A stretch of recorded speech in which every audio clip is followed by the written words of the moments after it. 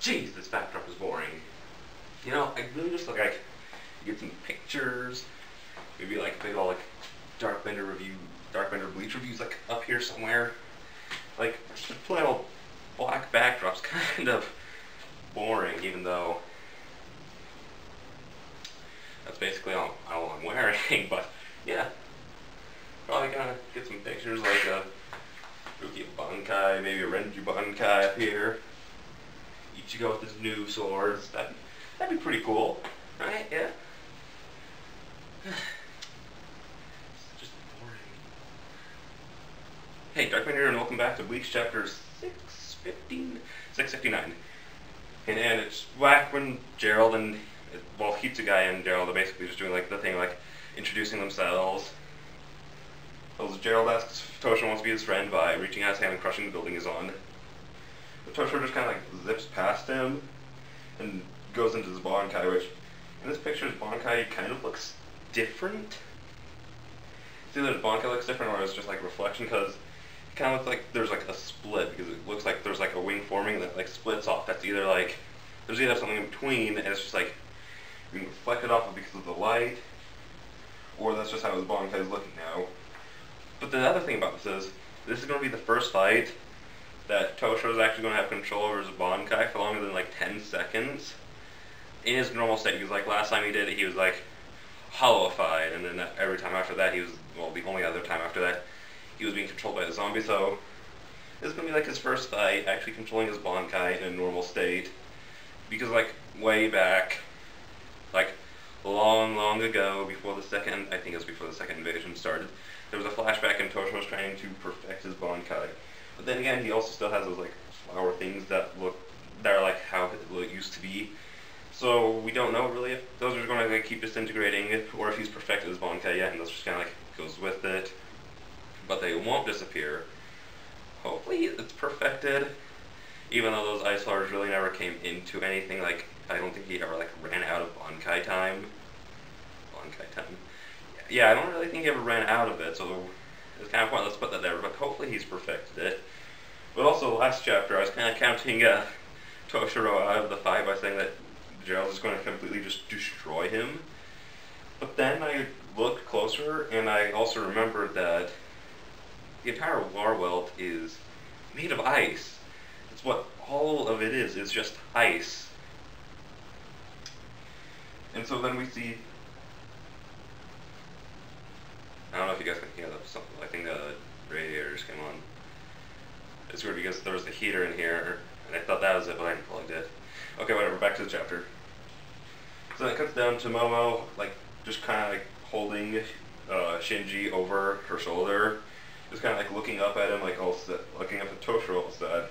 Then we get the title page. There will be frost, which for the rest of the chapter doesn't make any sense. If it had kept with the Toshiro fight, it would have made a lot of sense, but it doesn't, so it doesn't stay with it, so it doesn't make sense. I was going to say it doesn't, so it doesn't, but that would sound too repetitive, even if I said it anyways. But we cut over to, well, we don't cut anywhere. We're in a flashback now. It's Uryu's flashback, and we see Ryukin, which, it's been a long time. I think it's been like since the Masaki flashback, you know, like the There Will Be Rain. Since we've seen Ryukin, which, you know, we've had 2 Quincy's, the entire story, well, not the entire story, Ryukin came in after the Soul Society, but the 2 Quincy's that we've known throughout a large portion of the story, and only one of them gets shown, and he doesn't even get shown that much. I mean, this is an entire arc around Quincy's, and neither of the Quincy's that we've known really get shown, considering the fact that I think Bazby's, he's like one of the Sterners that's been shown off more, but I'm pretty sure he's been in this arc more than Uryu. He showed up a couple. Did anyone else hear that squeak? Weird. But Uryu only showed up for a couple of panels each time he showed up, and that's really it. He's shown up in a couple of chapters for a couple of panels. That's really all we've gotten. But it's just like little boy Uryu just kind of like looking into his like father's workplace, home. I don't know if in Japan they're allowed to take corpses home to work on, or if they just had the weirdest take your son to work day where he's cutting up his mom. That's just sort of like what Uryu asked him, like, Daddy, why are you still cutting into Mom? She's been dead for quite a while. And then we cut further into the flashback, like, you know, like, farther back, and then this is more of the present time. And based on how, like, Uryu looks, because Ichigo kind of looks the same as how he always does. But Uryu has, like, a different design than he did before the time skip. And just based on that, I'm going to say that this is in between the time skip. Like, I don't think it's quite the Fullbringer arc yet. Lost Shinigami, whatever you want to call it. I don't think it's quite there yet, but it's somewhere in between the Deicide and the Fullbringer. I'm going to say that. And Ichigo is just kind of questioning him, like, why are you coming to, like, a normal school? You're a doctor's son. Shouldn't you be going to, like, some private school? And Uryu just kind of says, well, your dad's a doctor too, and Ichigo just kind of rebuttals by saying, well, he's a little special. Which, I mean, he's not wrong, he is. So, Uryu just kind of says that he used to be a doctor but doesn't want any more. Well, he just kind of says he used to want to be a doctor. And Ichigo just kind of says, used to, so you wanted to at one point? He just kind of, like, doesn't answer, and Ichigo kind of understands, like, you don't really want to talk to it. It's not something that you come to terms with yet. It's still uncomfortable for you, so you don't need to talk about it until you're ready. Which is something that Ichigo's always been pretty good at, is understanding how other people kind of feel about stuff.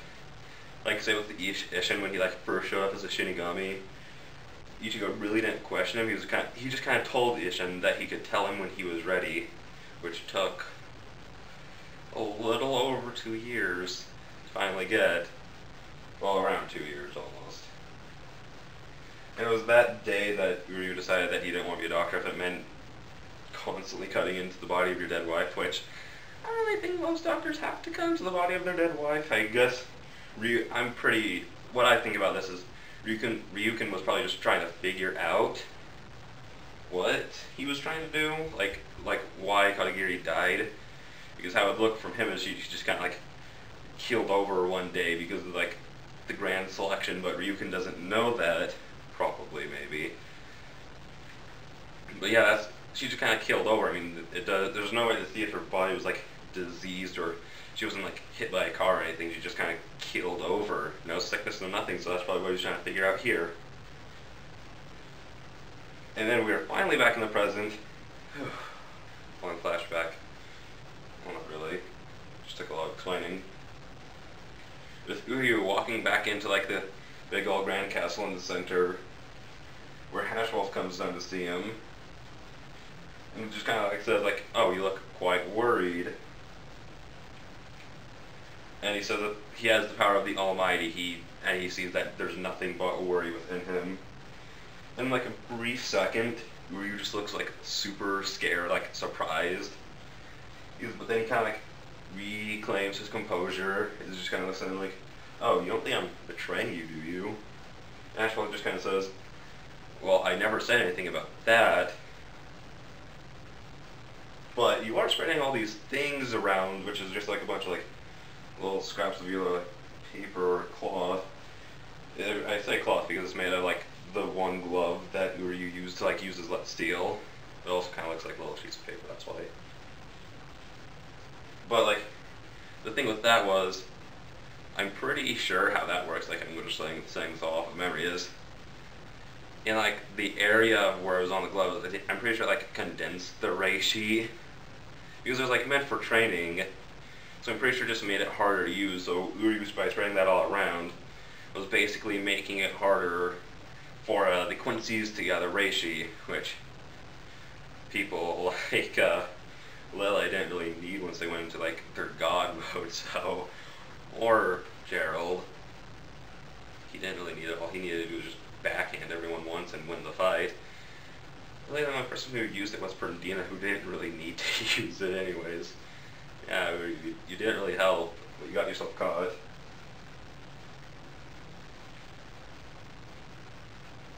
And he kind of just like questioned like what we were trying to accomplish. And Uryu just kind of says that you've got it all wrong. Oh, stop.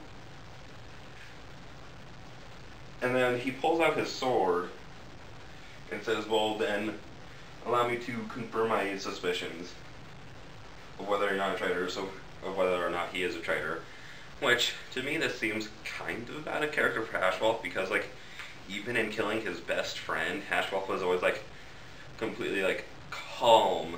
He never really lost his cool ever, but, like, here he's just yelling a lot and blasting Uryu around, so maybe in switching, like, when Yuha gives his power to Hashwolf, he also, like, switches personalities. Like, Yuha kind of takes over, or part of Yuha goes with it to, like, keep Hashwolf in check, because with all the almighty power, he could potentially take out Yuha while he's sleeping.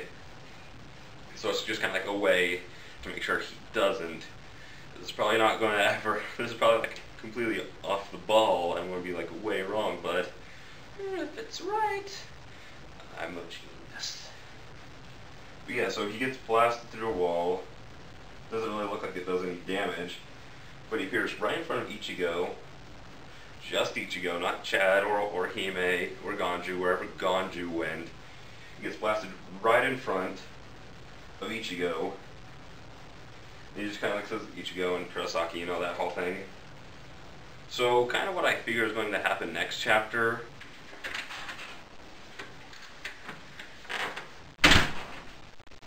Okay, well this is new. Okay, I guess you can't talk, or you're just too shy to. Okay, cool, an empty road. I didn't bring anything for show and tell. What? I don't even get what that's for.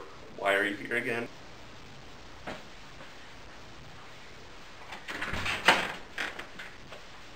Jeez. Okay, so who are you? My name's Doc Bender. Doc Bender, that just sounds like an incredibly lazy name, just so I can have multiple characters to bounce stuff off of. Oh yeah, cool, you do whatever it is you're doing. I'm just gonna go sit down for a bit. I'm a little dizzy. Ugh. Okay, cool. Whatever. We'll take care of you next time, maybe. I'll take care of you when we get around to it. But for now, I'm just gonna finish the review I started like 20 minutes ago.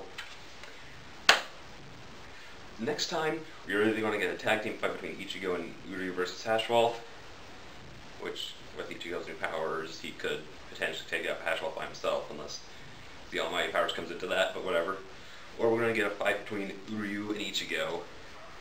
And if it's a fight between Ichigo, Uryu versus Hashwolf, then it would be a very cliched story, because, you know, it's kind of like the obvious thing that everyone was thinking, like, Uryu's only with them to get their trust and then betray them immediately, which isn't a bad story. It's just everyone was kind of hoping for a little bit more, you know. No one was really wanting this kind of thing. Like, we were all kind of wanting him to be a good guy, but in a more clever way, I guess, is the best way to put it. That's really all for this chapter. See you guys next time.